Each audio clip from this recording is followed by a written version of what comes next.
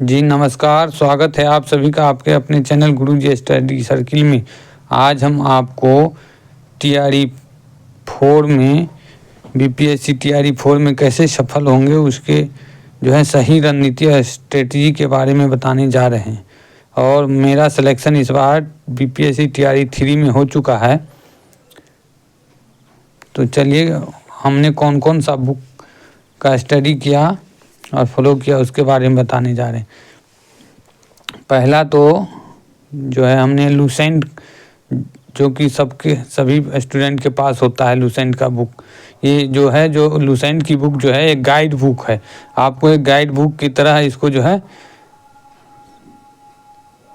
तो आप सभी लोगों के पास जो लूसेंट की बुक वो तो होगा ही, तो उससे भी आपको पढ़ना है अच्छा से। लूसेंट की बुक में सब्जेक्टिव लूसेंट वाला लेना है, आपको नहीं होगा तो। और लूसेंट का बुक को ऐसा माना जाता है कि यह एक लोहा बुक है और इससे गाइड बुक है, इससे सब मार्गदर्शन होता है अच्छा से। और चलिए, और आप ये लोग जैसे हमने फॉलो किया इतने सारे बुक को, इतना सारा बुक और ऐसा स्टडी मटेरियल पढ़ के हमने इतना सारा मार्क लाया है, तो आप लोग भी ऐसे ला सकते हैं, टॉपर बन सकते हैं। तो चलिए और दूसरा बुक के बारे में हम आपको बताने जा रहे हैं। दूसरी बुक के क्रम में देखिए एनसीईआरटी का सार संग्रह है ये बुक। ये भी बहुत अच्छी बुक है। ये महेश कुमार बर्नवाल जी के लिखा हुआ है।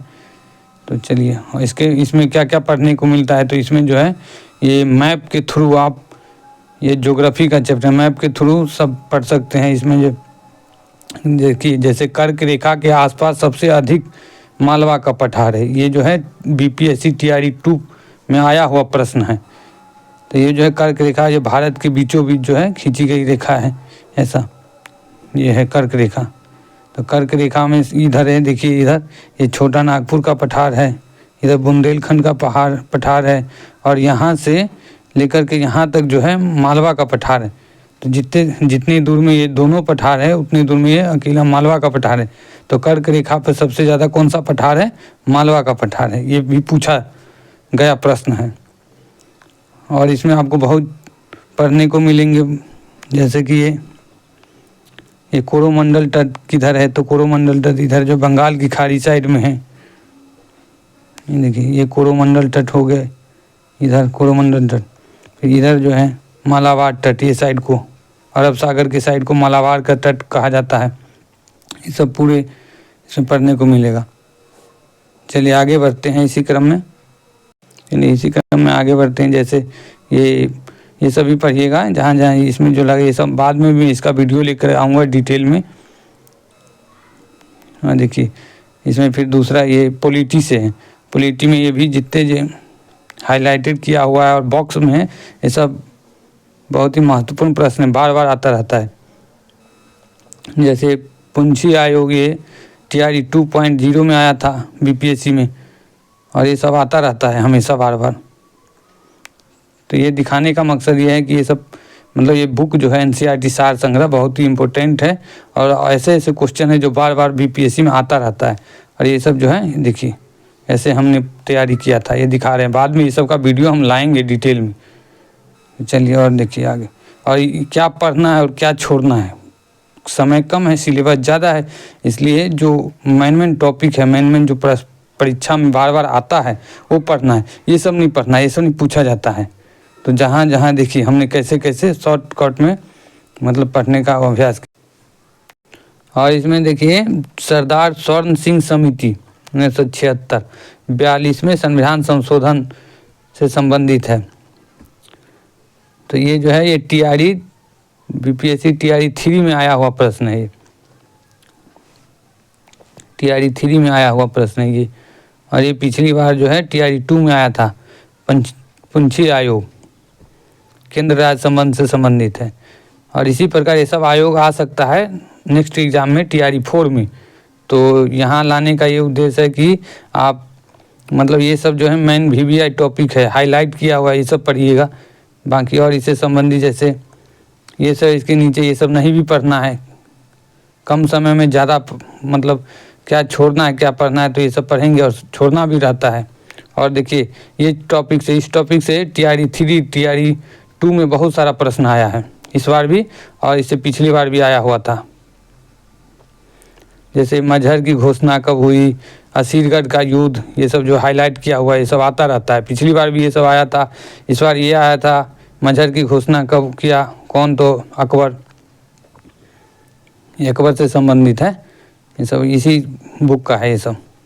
और चलिए जैसे ये सब है, इसमें वो जो आयोग वाला था उसमें राष्ट्रीय पिछड़ा वर्ग का मतलब क्या, कब वो स्थापना हुआ, राष्ट्रीय पिछड़ा वर्ग आयोग का स्थापना कब हुआ। निर्वाचन आयोग का ये पिछले बार आया हुआ क्वेश्चन है 1950 ईस्वी में। क्या है, संवैधानिक निकाय है कि कैसा है, तो ये संवैधानिक है। और ये क्या है, राष्ट्रीय पिछड़ा वर्ग आयोग कैसा है, तो ये गठन वैधानिक निकाय के रूप में, ये सब भी पूछा जाता है डिटेल में। मानव अधिकार आयोग कैसा है, तो कब इसका स्थापना हुआ, तो 1993 ईस्वी में। ये सब पूछा जाता है। चलिए आगे देखते हैं। और दूसरा जो है एनसीईआरटी का ये बुक है, एनसीईआरटी नोट्स के नाम से आता है, भारतीय राज्य व्यवस्था, पॉलिटी की बुक है, पॉलिटिकल साइंस का। तो इसमें भी देखिए राष्ट्रीय महिला आयोग यहाँ दिया हुआ है, उसका स्थापना कब हुआ, तो स्थापना देखिए, राष्ट्रीय महिला आयोग की स्थापना 31 जनवरी 1992 को इसका स्थापना हुआ। इसका मुख्यालय कहाँ है, तो दिल्ली में है, नई दिल्ली में। और देखिए एक कैसी संस्था है, तो बहुसदस्यीय संस्था है, जहाँ हाईलाइट किया है उसको पढ़ना है। बहुसदस्यीय कैसा, तो इसमें जो है एक सदस्य अध्यक्ष होता है और 5 इसके अन्य सदस्य हैं। और इसकी जो है सदस्यता की नियुक्ति कौन करता है, तो केंद्र सरकार द्वारा जो है इसकी सदस्य की नियुक्ति होता है। राष्ट्रीय महिला आयोग के अध्यक्ष तथा सदस्यों का कार्यकाल 3 वर्ष का होता है। ये सभी पढ़ना है, शॉर्टकट में पढ़ना है। चलिए देखिए और आगे, राष्ट्रीय मानव अधिकार आयोग 1993 में हुआ इसका, ये भी एक बहुसदस्यीय संस्था है। ये सब देखिए, ये सब इसी बुक से हमने पढ़ा था। और इसके संविधान का अनुच्छेद 340 किससे संबंधित है, ये पूछा जाएगा, तो ये पूछा गया हुआ था, TRE 2 में आया था ये क्वेश्चन। तो 340 जो है पिछड़ा वर्ग आयोग से संबंधित है।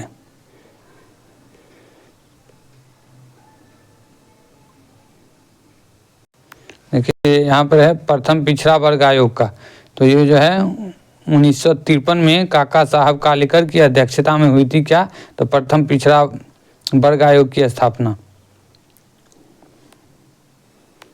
दूसरा ये देखिए, ये भी आता रहता है द्वितीय पिछड़ा वर्ग आयोग, जिसको जो BP मंडल आयोग, मंडल कमीशन कहते हैं। ये भी TRE 2 में भी आया हुआ प्रश्न है, TRE 3 में भी आया हुआ, इसे हमेशा बार बार आता है। आगे जो है TRE 4 में भी ये प्रश्न जो है आ सकता है। तो इसका जो है यहाँ से आप देखिए कब हुआ इसकी नियुक्ति, द्वितीय पिछड़ा वर्ग आयोग, तो इसको मंडल आयोग भी कहता है। तो 1978 ईस्वी में हुआ। किसके, इस समय प्रधानमंत्री कौन थे, तो मोरारजी देसाई थे। और इसके तहत जो है सरकारी नौकरी में पिछड़ा वर्ग को कितना आरक्षण मिलता है, तो ये जो है 27% सब हाईलाइट किया हुआ है। 1990 में भारत सरकार मंडल आयोग की सिफारिश का स्वीकार कर लिया। ये सभी देखिए। चलिए आगे बढ़ते हैं। अब देखिए दो तो बुक हो गया, अब तीसरा बुक ये आपको पढ़ना है BPSC का ये हल प्रश्न पत्र। BPSC के जो PCS बिहार लोक सेवा आयोग के जो है अधिकारी जो बनने का बुक होता है, अधिकारी का जो है पिछला क्वेश्चन रहता है, उस सब से भी बहुत प्रश्न आता रहता है बार बार। तो ये आपको GS में काम देगा। देखिए इससे क्या हम पढ़ते, ये प्रश्न है जैसे ये देखिए, थोड़ा साफ साफ नहीं है। देखिए 1 और 50 के बीच कितनी अभाज्य संख्याएं आती है, तो ये TRE 2 में आया हुआ प्रश्न है। ये जो है TRE 2 में आया हुआ प्रश्न है। तो 1 और 50 के बीच कितनी अभाज्य संख्याएं हैं, तो ये जो है 15। और जो है यहाँ देखिए ये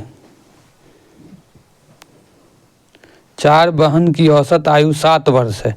यदि हम माँ की आयु जोड़ दे तो औसत आयु 6 वर्ष बढ़ जाती है।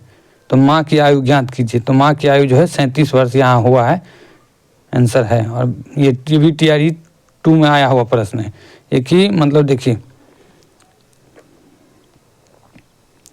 एक ही क्वेश्चन सीरीज से कितना, ये एक ये आया हुआ है रूट वाला, ये साफ साफ नहीं दिख रहा है लेकिन आप लोग देख लीजिएगा।